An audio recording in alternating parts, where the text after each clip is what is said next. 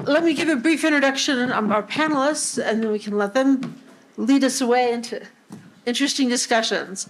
We have three very diverse panelists, and I love that. I love that they're willing to be here and engage on what are often very issues that are shaped in a very partisan way.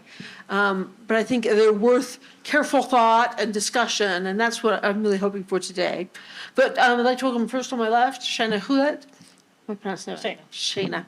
I'm sorry. Shaina is the Associate General Counsel for the Bruderhof, which is an international Christian community movement in the Anabaptist tradition.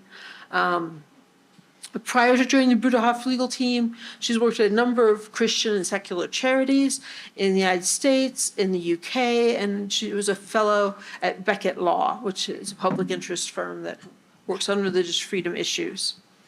To her left, we have Thomas Griffith, who's a retired federal circuit court judge.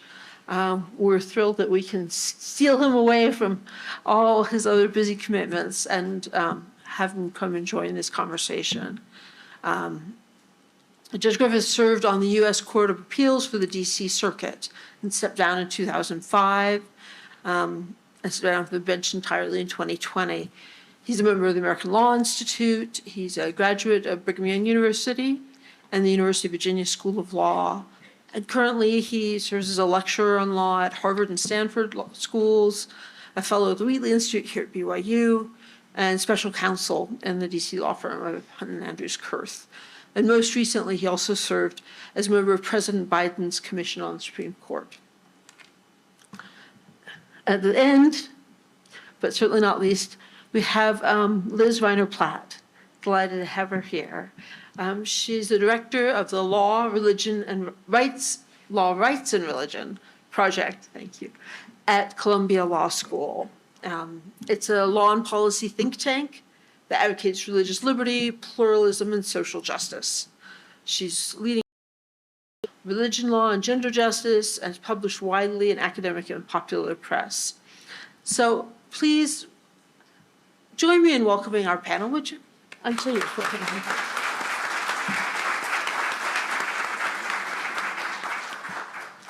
Now, I've asked each of them to take sort of 5 to 7 minutes and lay out what they see as some of the major issues of religious organizations. Why do we protect them? Why do people think that they should have less protection? What kinds of protections are relevant and important? Let's just start the conversation going that way, and then we'll sort of have some more discussion, and I'll throw things in and listen and engage, if that sounds good to all of you.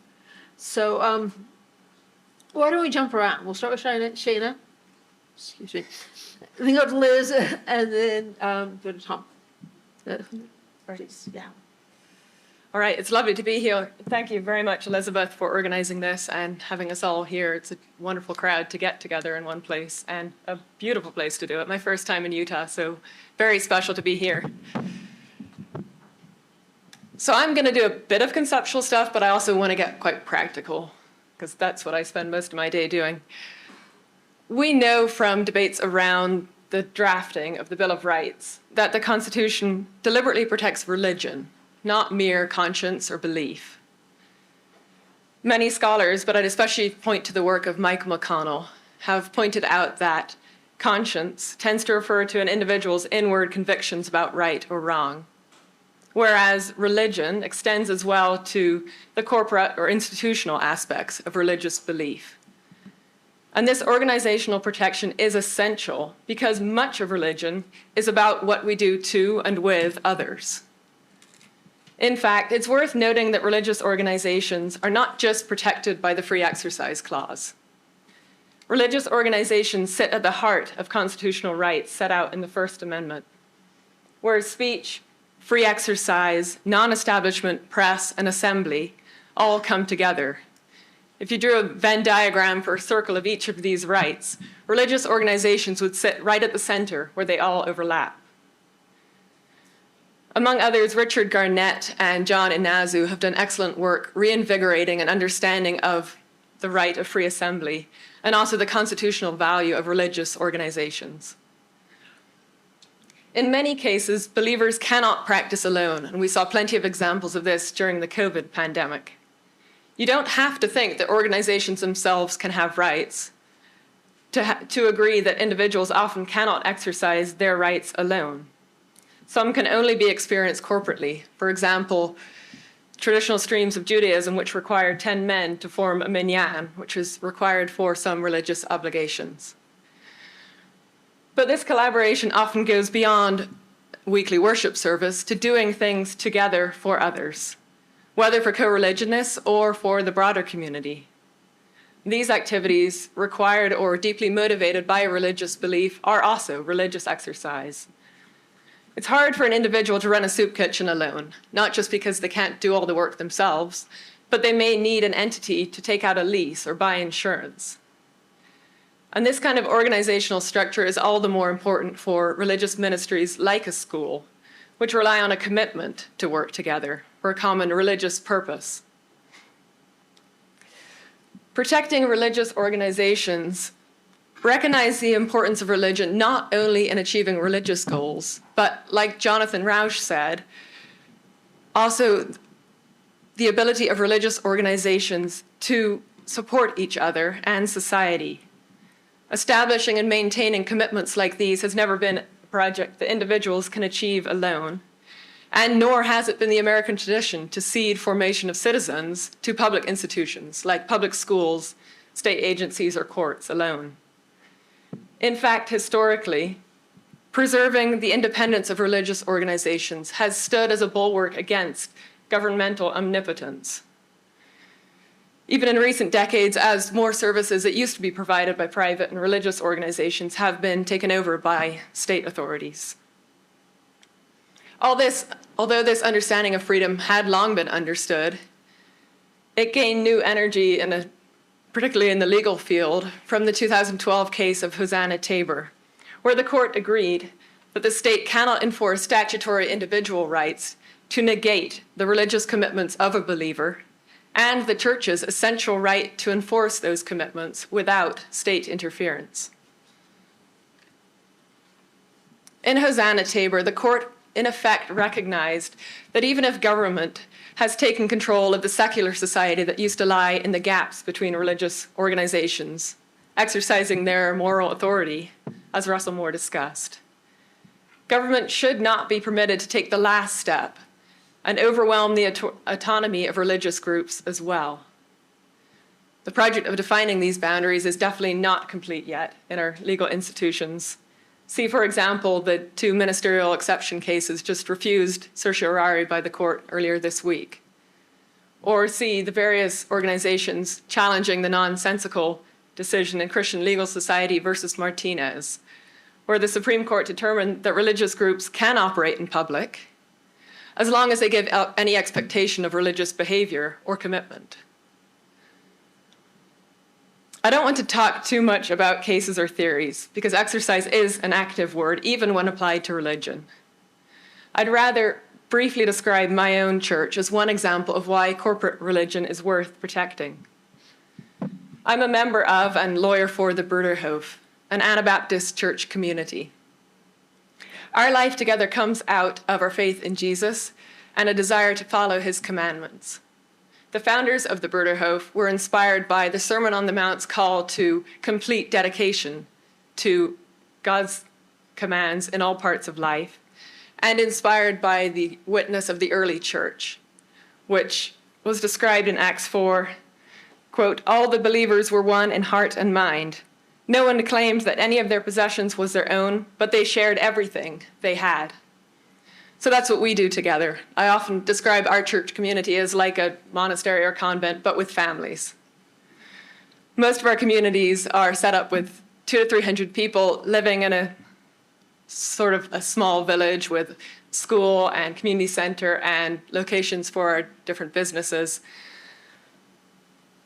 Because we are each committed to our overall religious purpose, we're also committed to doing whatever needs to be done for the whole, whether that's working in our small medical clinic, working as a lawyer, or mowing the lawns. For most believers, religion is fundamentally about what we do to and with others. And while this may not be obvious for a Muslim or a Christian or a Jew who sells insurance Monday to Friday, attends a couple hours of service on their holy day, and watches football on Saturday, it's pretty apparent in a community like the Bruderhof, where all our activities are oriented around common religious purpose. This shows in obvious areas, like our school and our publishing house, but it's also key to activities like those of cooks, electricians, whose contributions are vital to the success of the whole, even if individually they're small and seem not very religious in what they're doing. In the Amos case of 1987, the Supreme Court itself recognized that it's not for government to decide that the religion of the engineer is irrelevant to the religious ministry as a whole. Because it's by our commitment to each other and our faith that we can open our schools to children from beyond our religious community, that we can invite visitors to share our life, and that we can volunteer with secular and religious charities locally and internationally. It is simply a fact that we can do more together than we ever could individually.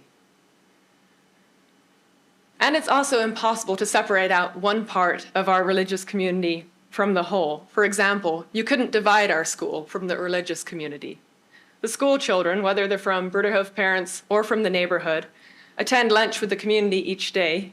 They participate in church events and activities, and when they're teenagers, they do work shadowing in our various community departments. If something is happening in the school, it affects the community, and vice versa. And I would say raising children is an area where these commitments to work together are particularly important. The common saying, "it takes a village," is less a motivational statement than a simple fact. Children are impacted and learn from everyone they interact with.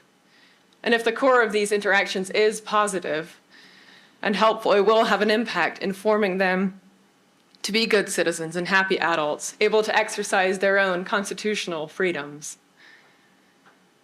To take one very practical example from our setting, in our community, we've agreed together that our children will not have cell phones. That would be a difficult step to take. That's about it. So that would be quite difficult to do if you're just a family on your own, although certainly not impossible. Many families have done it. But by doing it together, you not only avoid the perennial complaint of children that they should have what their classmates have, more importantly, you solve the problem because your classmate also doesn't have a phone, so she's available to come over, play a game of volleyball, make a batch of cookies, hang out with your family, tell stories, share with each other. The kind of things you can't do if all your friends are on their phones, whether or not you're permitted one yourself. So it's those kind of commitments where we can work together to decide what we want for our children to help them grow up. The same dynamic plays out in many other ways for children. When they see adults demonstrating the same religious convictions they hear from their parents. I think we all know teenagers who can't hear a word their parents say, but are open to the advice and even better, the example of unrelated adults. Through the members of our church community committing to support each other and staying true to our beliefs, we're able to do more for children than we could as individual family units. So just to return to the Venn diagram of First Amendment rights, our own church community exercises its freedom of speech, both through direct statements and in living out what we believe visibly together. We exercise freedom of freedom of assembly as a group with shared convictions. We also have a press. We run a small publishing house called The Plow.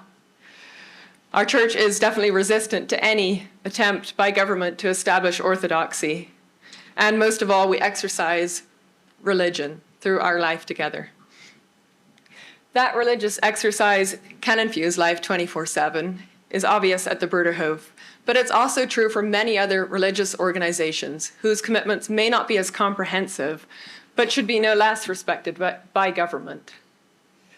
Government should continue to respect the religious freedom of thick religious communities like mine. But it must never become the case that this is the only place where believers can live out their religious commitments together. Commitment to God with each other already faces relentless pressure from secular society, and it definitely doesn't need government against it as well. The religious freedom of organizations preserves both core constitutional rights experienced by individuals, but also recognizes that religion calls believers to act together for the good of each other and for society. Thank you. Thank you. Appreciate it.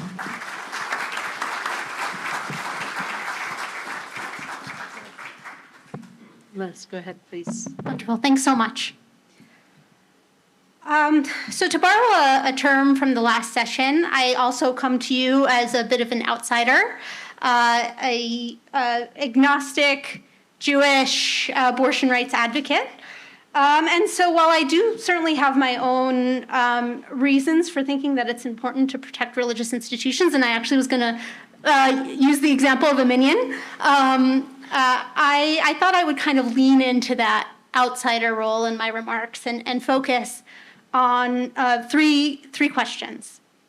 So first, what are we talking about when we're talking about a religious organization? Second, what do we mean by protect? And third, who is it that we're not protecting when we're protecting a religious organization?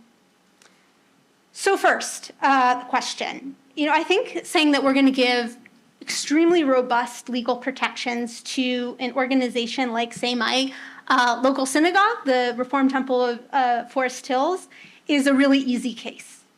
It has an expressly and essentially exclusively religious mission. It serves the local co-religionist population. It has an annual budget of about $1 million and 6 staff members, including 2 clergy members. But as an organization gets much, much bigger, as its mission expands to include really important secular services like healthcare or housing, as the population that it serves expands and includes people of many different religious faiths, as its budget and its staff size increases, we start to see a lot more power being amassed in particular institutions. And as with any large institution, religious or secular, that means a much wider impact on other people and a greater potential threat of harms, including religious harms, to others. So I'm going to get into the specifics of what those harms can look like in my third section. But for now, I just want to make it clear that I think granting particular legal protections to a local church or gurdwara or mosque is a very different thing than granting those same legal protections to an institution like, say, I pulled up the 990 for Baylor Scott and White Health in Texas, whose primary mission is not to create a religious institution or provide religious education, but to provide health care that serves an extremely diverse patient population, larger than the state of Georgia, that serves not just Southern Baptist co-religionists, but everyone in the community, has assets of about $1.5 billion and employs over 6,000 people, again, of many varied religious backgrounds. So to me, I think we really can't talk about these two kinds of nonprofits, and I'm not even going to go into the issue of for-profits, which is also very controversial, but it doesn't make sense to put those two things just under the mantle of protecting a religious organization. So second, what do we mean by protect? The word protect, of course, sounds very good. We want to protect things, but the operative question is always going to be protect from having to do what exactly? And I think there's probably a lot of consensus in the room at both ends of the spectrum. We've heard about the ministerial exception. I doubt that there are very many people, including me in the room, who think it's a very good idea to require churches to abide by Title VII and require the Catholic Church to start hiring female priests. Not a very good idea.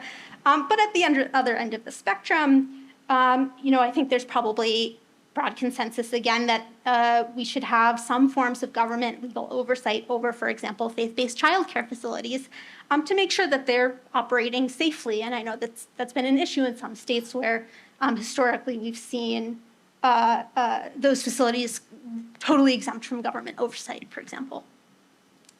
But again, there are going to be, of course, many, many, many areas, somewhere falling in the middle of those two extremes, where there will be a lot less consensus. And then finally, and probably most importantly, who is it that we're not protecting when we're protecting a religious organization? So because of the way our legal system works, conflicts involving religious institutions are often framed as conflicts between two parties, And furthermore, typically as conflicts between kind of religious liberty at large on the one hand and some sort of secular right, often non-discrimination on the other hand. And I think that can be an extremely unhelpful framing for at least two reasons.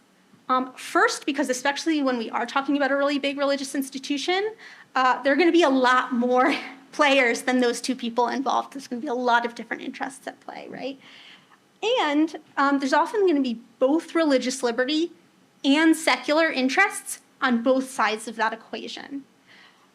So to give a couple kind of concrete examples, let's say we have a religious hospital that seeks to refuse to provide an abortion to a patient of theirs who has advanced cancer and wants to start aggressive radiation therapy right away.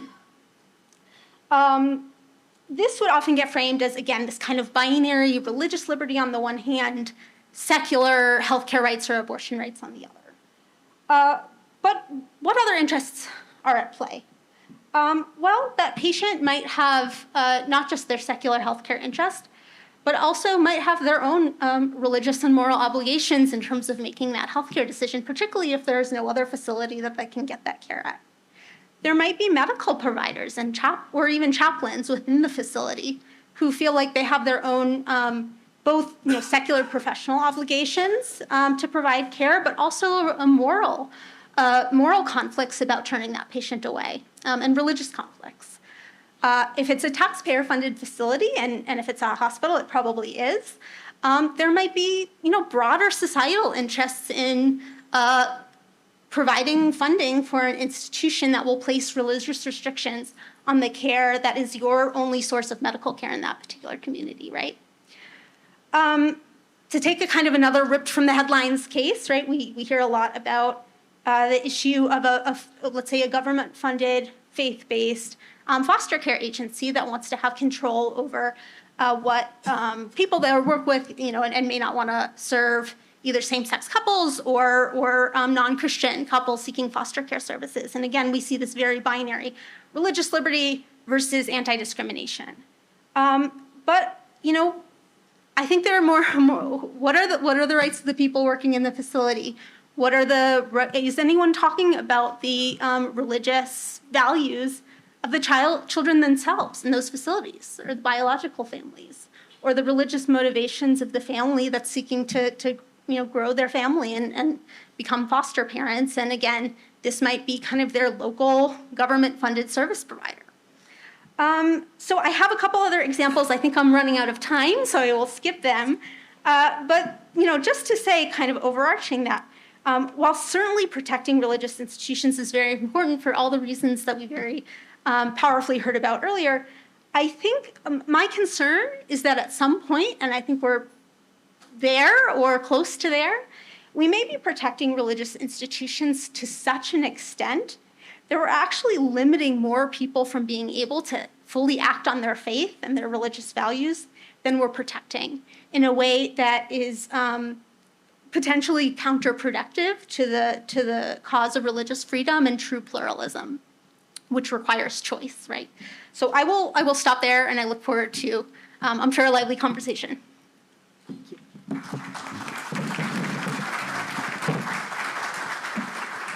Well, thank you, and thank you to Elizabeth for putting this together, and thank you to my fellow panelists.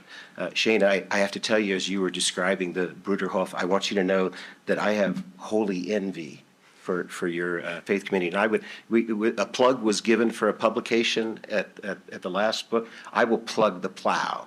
Read The Plow. It's one of the finest publications out there, and I would recommend it. And I want to thank Liz for introducing us to the complexity of this issue. You can't, as a former judge, you can't just wave religious liberty as a totem and think that answers every question. These are tough questions, and they're not questions between good and evil or right and wrong.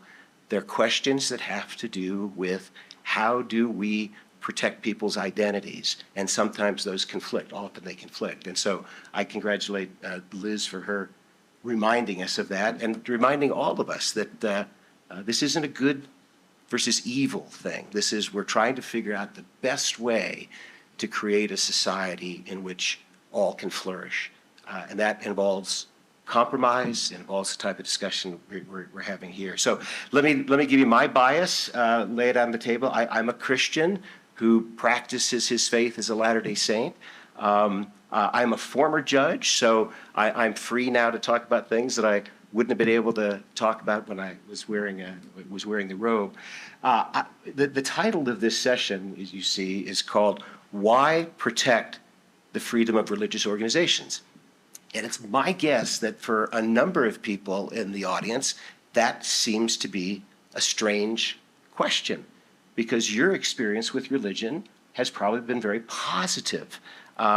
You were taught that it's a fundamental principle of the United States Constitution, and right now, religious liberty has never been more protected in the United States in history than it is now.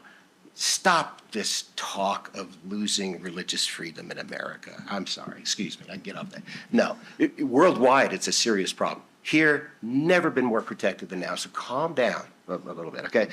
So, but not everyone has those warm, fuzzy feelings about religious freedom that people of faith like I do and many of you do. Let me share with you a story that brought this to my attention dramatically. When I was a judge, I would regularly accept invitations to speak at law schools around the country, and I accepted an invitation to speak at Yale Law School, and this was in the wake of the Supreme Court's decision in Obergefell, recognizing the right of same-sex marriage. And the organizers of the event said, "Okay, Judge, we need a title to advertise it," and the intent of my remarks was to be directed at conservatives and people of faith, and to say, we've lost, you've lost, okay? What do we do now? Well, what we do now is we recognize that we've lost, and let's go about building a more perfect union, and let's maybe make up some lost ground in the past, that maybe we haven't been in the best place trying to create a more perfect union, so let's do so now. So it's going to be this message of reconciliation and accommodation. But I didn't pick the right title for it, okay? I did, and so the title, I just off the top of my head, they needed a title right away. I said, okay, Religious Liberty After Obergefell. That was the title.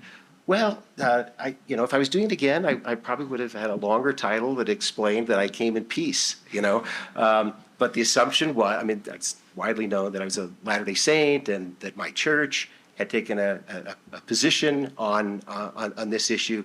And so when I showed up in the room that day, I had two future law clerks of mine who were students there, and they came up to me and said, Judge, looking around the crowd, these aren't our people. you might be in for a rough one today, and that scared me. And sure enough, they were right. It wasn't a Judge Duncan at Stanford sort of experience. Nothing like that.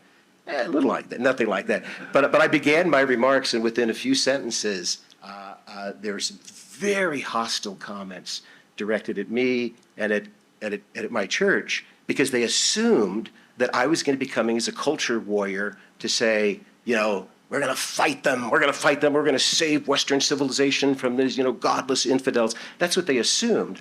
And so they're learning to be lawyers. They shouldn't act on assumptions. They act on facts, but they're kids. Sorry. So they let me have it until I could, parry them off and say, no, wait, listen to me. I'm not here to say what you think I'm here to say. And it ended up turning to be a good experience, but it taught me to be a little more sensitive to a phrase that I thought was everyone was in favor of religious liberty. Not everyone gets warm feelings about that topic, because many people have been harmed in significant ways by people of faith, by churches, by synagogues, by mosques. It's easy to list. 9/11, okay? The role of women throughout history, the treatment of LGBT, racism has been a feature of many faiths. The greatest stain on the Christian witness by far is its anti-Semitism, right? My own people had a tough time with the majority for a while, and a genocidal extermination order was issued against us. So they start with the point that it's a real question. Why protect the freedom of religious organizations? And I think people of faith need to grapple with the fact that it's a tough issue. It's not a clear issue in all cases. Why do we do it? And we need to be able to do it because we're in an increasingly secular America that doesn't understand our lingo and our jargon, and hasn't had the experience that we have. Now, okay, so now the framers knew this, right? The framers knew the danger of religion and organized religion. They knew their history better than we do, right? They knew what happened in the 16th century. They knew how religious warfare divided Europe. They were children of the Enlightenment who studied that and knew that. And yet they went to great lengths to protect the free exercise of religion in the Constitution and to forbid establishment of churches by the why did they do that? Knowing better than probably any of us know the problems that come from religion. Why did they go to such lengths to protect it? Well, I'll offer just my view, because I think they also knew that religion in its best form can lead to flourishing. In its worst form, it leads to division. And so the argument in favor of giving special protection for religious organizations comes down to some stories that we all know. Let's remember that it was the Reverend Martin Luther King. Right? Sometimes we forget that. We call him Dr. King, and that's true, his PhD, but he went by the title the Reverend Dr. Martin Luther King, and his ally was Rabbi Abraham Joshua Heschel. Okay, the civil rights movement of the United States, which is still ongoing and unfinished to this day, is at its core a movement of faith. Think of Dorothy Day and her work with the urban poor. Eunice Kennedy Shriver. Every intellectual disability protection in the world today comes from the vision of Eunice Kennedy Shriver, who founded Special Olympics and other things. If you ask the Shriver family why they do it, they say it's Matthew 25. That's how we preach the gospel. So Tom Holland has written, I think, a pretty good book called Dominion that talks about the influence that, in his case, he's focusing on Christianity, has had through the positive influence religion has had in world history, and we would say in American history. Now, I'm not very technologically literate. I'm going to do something I've never done before. I'm going to read a quote off my cell phone that I don't think my grandchildren should have either. But this is a thought experiment that comes from Eboo Patel, who many of us know and admire. Eboo wrote this recently. Imagine for a moment that all of the institutions founded by faith communities vanished from your city. In Chicago, where I live, here is what would be gone. Loyola and DePaul universities, Wheaton College, Northwestern and Rush Hospital, plus the Catholic K-12 schools that educate nearly 100,000 students in the Chicagoland area. Not just the worship spaces of Fourth Presbyterian Church, Temple Sinai, and the Downtown Islamic Center, but their tutoring programs, soup kitchens, conference spaces, and Thanksgiving turkey drives. He goes on to say, on a national scale, the disappearance of institutions founded by faith communities would render our civic landscape literally unrecognizable. Consider, for example, the disaster relief agencies founded by the Church of Jesus Christ of Latter-day Saints and by Southern Baptists, which helped countless recover after earthquakes, tornadoes, and hurricanes. Or think about the 230 Catholic colleges and universities in the country today, the 120 institutions of higher education founded by Methodists, or the nearly 100 run by evangelical Christians.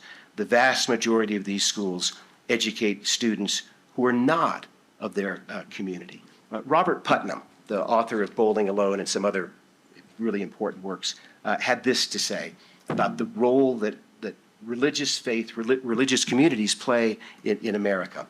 He says, faith communities in which people worship together are arguably the single most important repository of social capital in America and comprise half of all personal philanthropy and volunteering. And the social science data on this is compelling. There's overwhelming research and analysis links religious practice, beliefs, and membership to a host of individual, family, and societal benefits. For example, just a couple of factoids, and I'll end with this. 60% of shelter beds for the homeless provided by faith communities. They educate more than 3 million children, 20% of hospital care in America. People of faith adopt children at twice the rate of others. 4.5 times, they give 4.5 times the amount of international aid than does the Wonderful Gates Foundation. So here's my message to people of faith, to my fellow people of faith. And if I had been more technologically savvy, I would have put up a slide of a cartoon here, and I'll describe the cartoon for you, okay? It has St. Peter at the pearly gates, and he's greeting a newly arrived applicant at the pearly gates. And St. Peter looks him over and says, "Yeah, you were a believer, that's right, but did you have to be such a jerk about it?" So my message to fellow believers is if we want to maintain the religious freedom that we enjoy so plentifully right now, we better start using it to unite people and not to divide people. After all, the term religion, the Latin root of it is religare, which means to bind together. The best template for that I've ever heard comes from a leader in my faith tradition, Dallin Oaks, who in an ecclesiastical setting said this as a requirement of Latter-day Saints, a requirement of Latter-day Saints. He said, on contested issues, think of what those are. Think of the contested issues that we're debating today in America. He said, on contested issues, we should seek to moderate and to unify. There's the call. There's the call for those of you who are Latter-day Saints particularly. We can't avoid that call. That's direct. For the rest of the world, it's a good template for how we ought to be practicing our religious liberty. Thank you.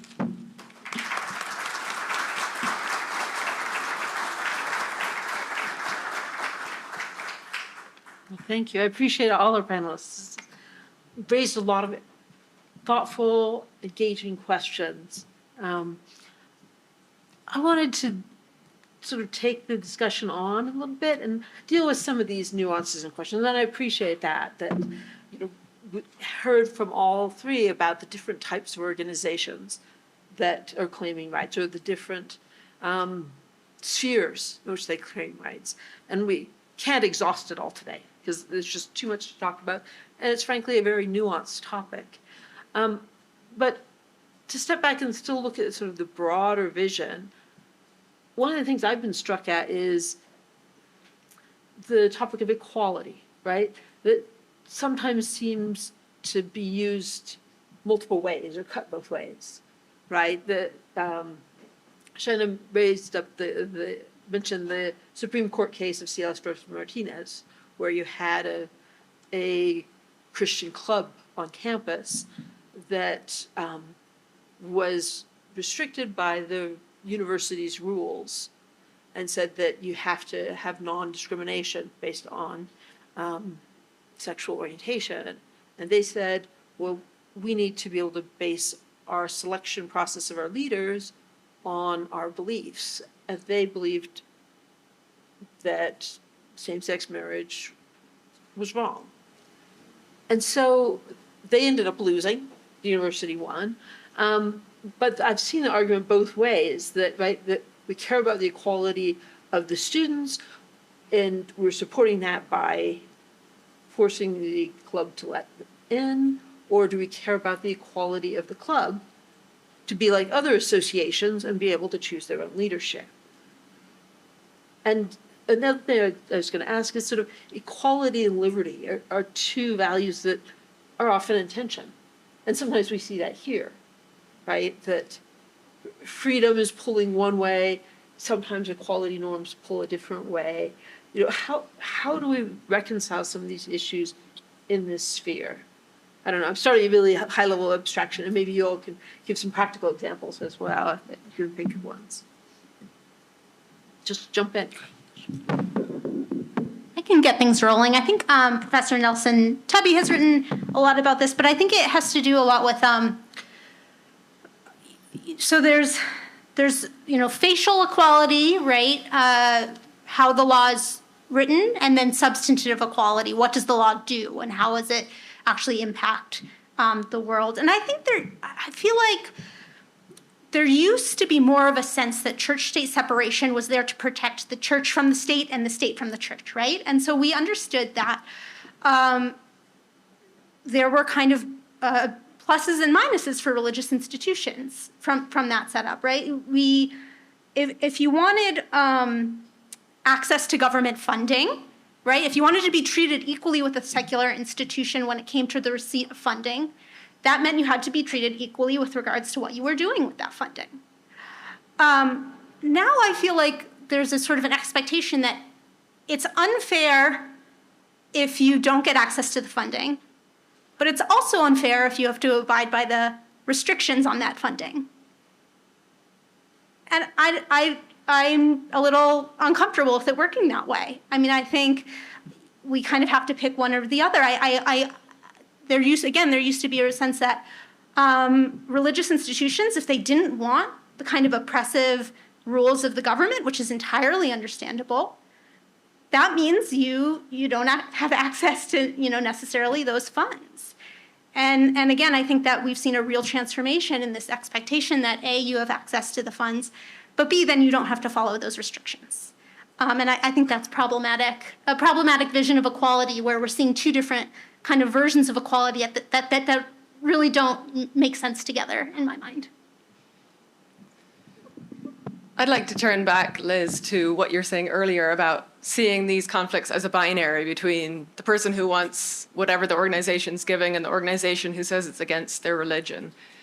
And I think it ties very much to the government funding issue, and also to the last session where the word compromise came up quite a bit. Because government is trying to provide services for its citizens, and one of the ways that has been proven to be very effective pre-government doing it as well was through faith organizations. And there's a risk in saying, well, if faith organizations want to participate, they have to act against their beliefs in order to participate, or tone down their beliefs so much that they're not really faith-based anymore. There's a risk in doing that you ignore not only the people directly involved in conflicts that come up, but also all of society and the services that those organizations used to perform, have been performing for years, as Judge Griffith listed a number of them. A great example is the foster care agencies. Probably the Fulton case is one of the best, where there were many organizations providing foster care services. And the organization that the Fulton family was working with was faith-based, and because of that, they had a different approach to their clients, to the children they're helping, to the families they worked with. It wasn't purely a secular matching service that anyone could do. AI could do it just as well. They were doing what they did out of commitment and working together also based on shared beliefs. So if you say to an organization like that, sorry, you can't do that, you're very likely to shut down those organizations, and they will not be replaced by other organizations, either because there just aren't organizations willing to take that on, or because those organizations can't do it in the same way. But of course, there's also the difficult issues where, say in the healthcare space, there may be no other service available, and then you have to look very seriously. Is this a service that needs to be provided? If so, what are the options?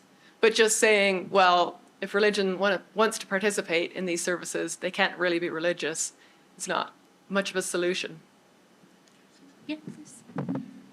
So back in the early 2000s, I think it was, Martha Minow, who was a professor at Harvard Law School and was later dean of the law school, wrote a really, I thought, powerful piece on this topic. Her point was, we have these tensions between equality and anti-discrimination, which we value, are critical to who we are. We also have these values of religious liberty, which is critical to who we are. What do you do when they conflict? And Dean Minnow's point was the one thing, and I love Beckett, don't misunderstand me, but these aren't going to be resolved through litigation because courts are not good at coming up with compromises. You have a case in front of you. You have the law and the facts you have to decide.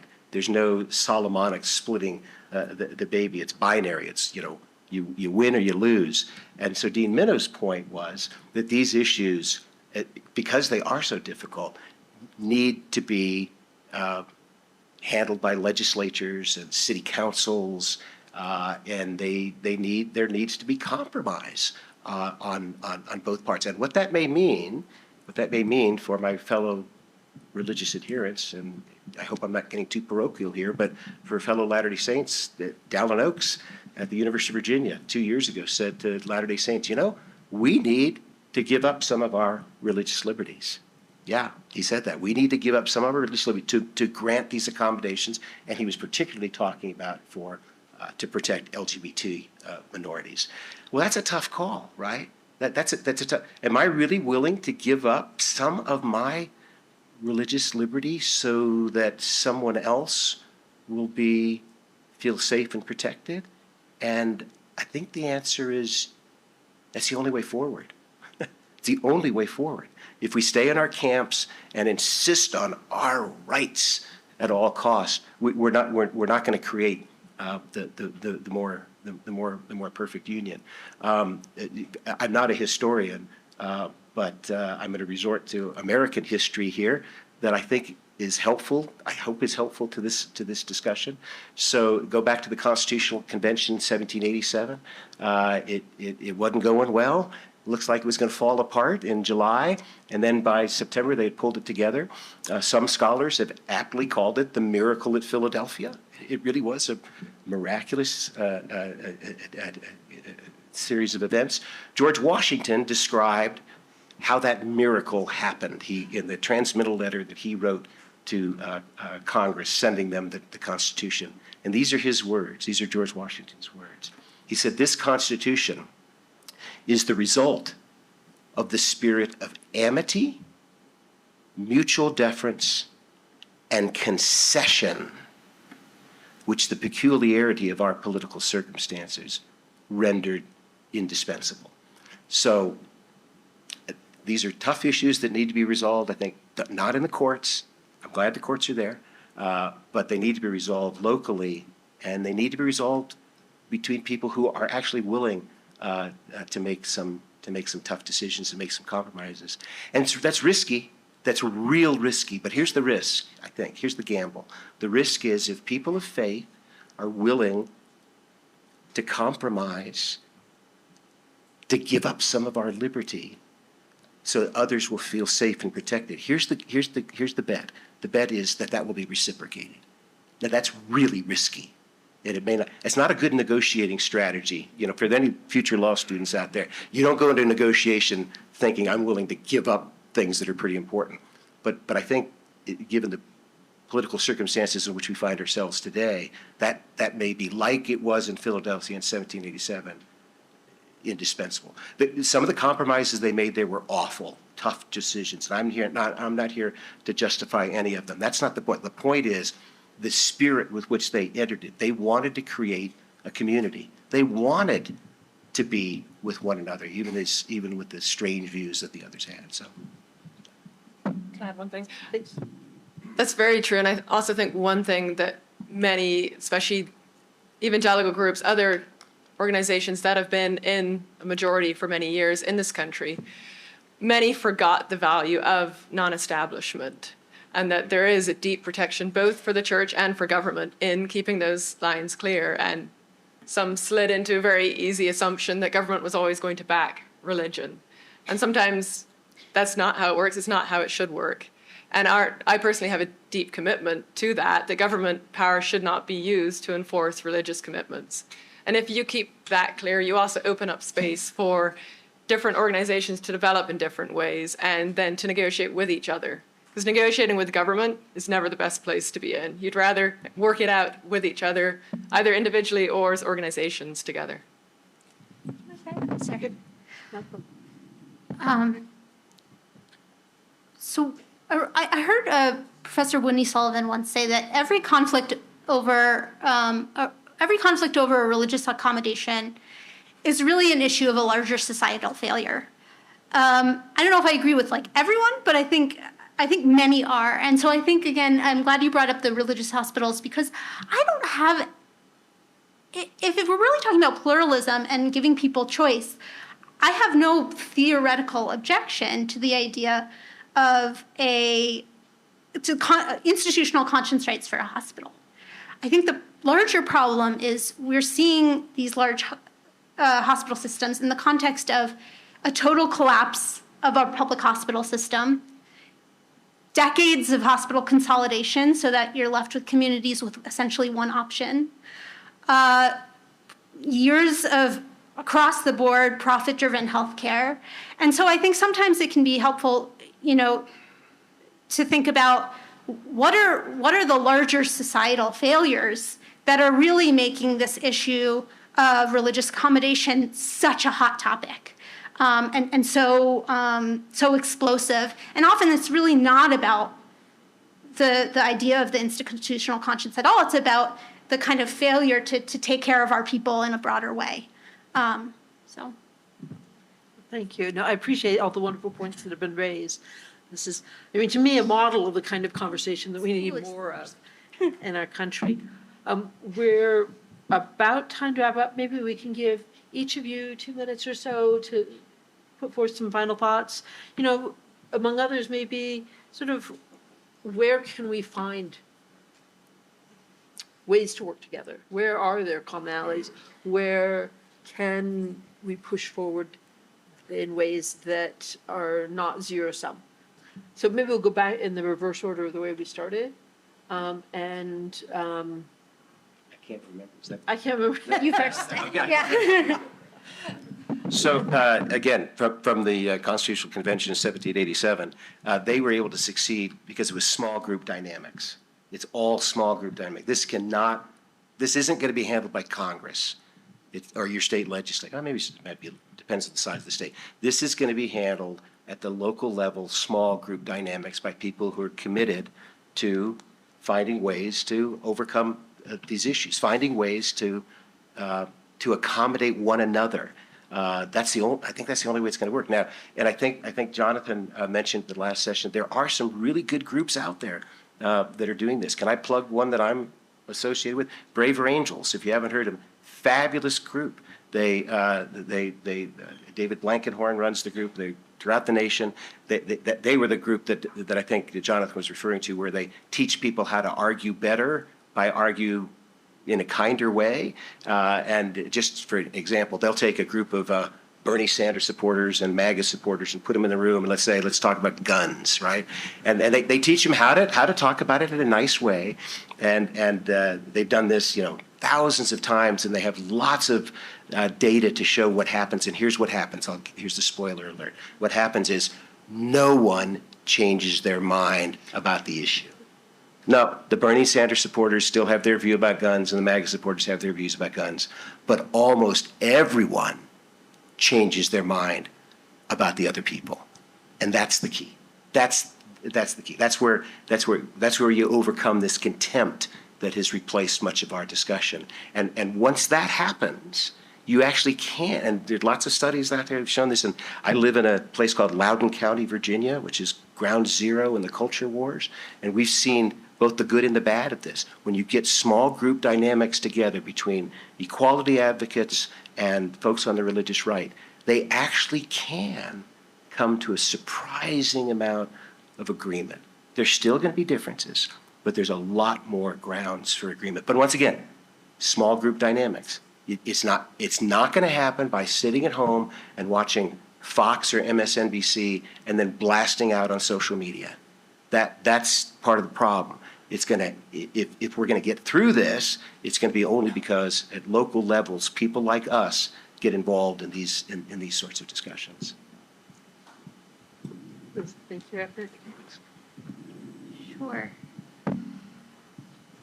I don't know if I have a great answer to this question. I'll say that, right now in my work, we're sort of an unusual organization, and I do a lot of work with secular reproductive rights, LGBTQ, secular groups. And I do a lot of work with particularly religious minority faith-based groups, Sikh, Muslim, Native American, Jewish. And I see so much alignment between the two kind of pools of work that I do, and very little discussion or interaction between the two groups. So we're a pretty new organization. We're going to be celebrating our 10-year anniversary next year. But my real goal over the past few years is to do my best to bring those two kinds of cohorts in conversation with each other as much as possible, and to make sure that we're stepping up for each other's needs. I see a lot of the religious minority groups being very active and vocal about things like LGBTQ rights. And I feel like I'm often pushing some of the secular groups to say, how can we be serving the religious liberty needs, the really important religious liberty needs of our Muslim and Sikh and Native American students who are facing all sorts of infringements on their religious liberty, from bans on hijab and turbans in the military to tribal regalia at limitations at high school graduations, et cetera. And so that's not an example of a model that's necessarily doing anything now, but it's kind of my goal is to really think critically about how our communities can be stepping up to support one another and our different needs. So, Judge, you spoke of having these arguments and conversations, and Liz, of trying to get the organizations to have them.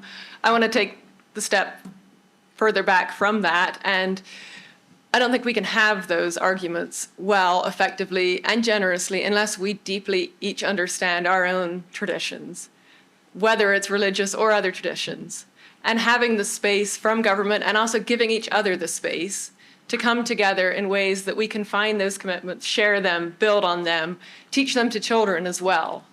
And giving that kind of space so that we understand ourselves well enough that we are confident in our own beliefs, and yet confident enough that we're open to discussing with others and finding ways to work together. So I think those do all come together. Thank you all.